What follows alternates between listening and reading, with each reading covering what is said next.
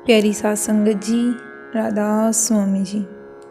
आज मैं आपको मीराबाई के समय की एक साखी सुनाने जा रही हूँ। मेवाड़ की रानी मीराबाई 15वीं शताब्दी के अंदर एक मशहूर संत गुरु रविदास जी की शिष्या थी। मीराबाई की जो सहेलियाँ थी वो गुरु रविदास जी से बहुत चिढ़ती थी और मीराबाई को ताने देती थी कि आप खुद तो शाही महलों से हो, राज परिवार से हो और आपके गुरु जूते गांठ कर बहुत ही मुश्किल से अपना जीवन यापन करते हैं। मीराबाई को अपनी सहेलियों की यह बात बहुत चुभ गई। उन्हें बहुत दुख हुआ। उनके हृदय में सतगुरु के प्रति सच्ची श्रद्धा और सच्चा प्रेम था। उनकी समझ में नहीं आ रहा था कि आखिर वो ऐसा क्या करे कि उनकी गुरु अपना जीवन सुखमय यापन कर सके। सोचते सोचते अंत में एक दिन मीराबाई ने हीरो के डिब्बे में से एक हीरा निकाला।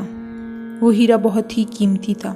मीराबाई को लगा कि मेरे गुरु रविदास जी इस हीरे को बेचकर काफ़ी धन कमा लेंगे और अच्छा जीवन यापन कर लेंगे। वे हीरे को लेकर गुरुजी के पास चली गई।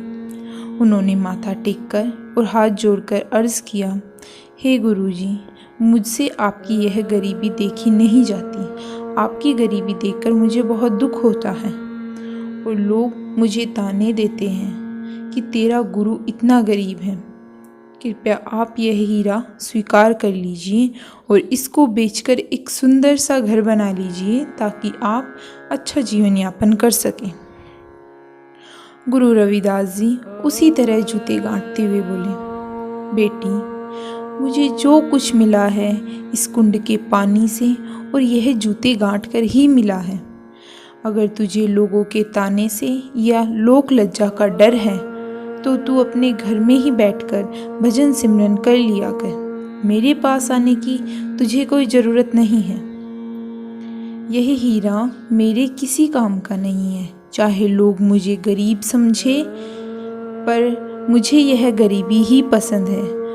मुझे दुनिया की यह नाशवान वस्तुओं से प्रेम नहीं, मुझे तो उस ईश्वर से प्रेम है।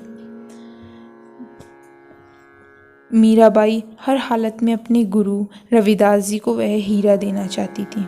वह बहुत मिन्नतें करने लगी, गुरुजी ले लीजिए, ले लीजिए, लेकिन रविदास जी ने मीराबाई की एक भी न सुनी। अंत में मीराबाई निराश हो गई और निराश होकर कहने लगी, गुरुजी, मैं हीरा आपकी कुटिया के छत पर छोड़ जाती हूँ। जब भी आपको ज़रूरत पड़े आप इसे निकाल लेना और इसको बेचकर धन कमा के उससे सुखमय जीवन यापन कर लेना। यह कहकर मीराबाई अपने महल में वापस चली गई। इस बात को कई महीने बीत गए। बहुत दिनों बाद में जब मीराबाई वापस गुरु रविदास जी के दर्शनों के लिए आई तो वह देखकर हैरान हो गई।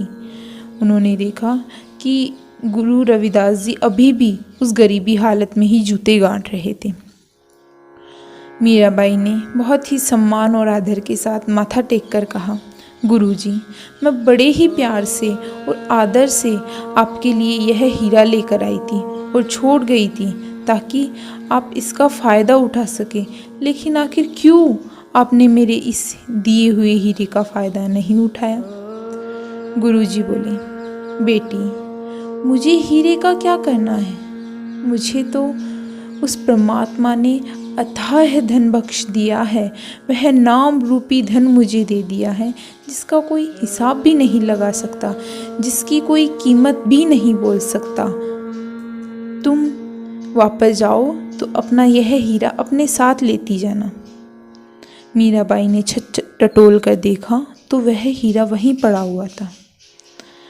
गुरुजी ने हीरे को और बिल्कुल भी ध्यान नहीं दिया। यह देखकर मीराबाई को अपने गुरु की बड़ाई का सच्चा ज्ञान हो गया और उन्हें यह एहसास हो गया कि उनके सतगुरु किस अपार रूहानी दौलत मालिक से प्राप्त की है। वह प्रेम, वह श्रद्धा, वह नम्रता के साथ गुरु के चरणों में गिर गई और बोली, गुरुजी, आप धन्य हो। इसी के साथ हमारी आज की साखी यहाँ पे समाप्त होती है। धन्यवाद।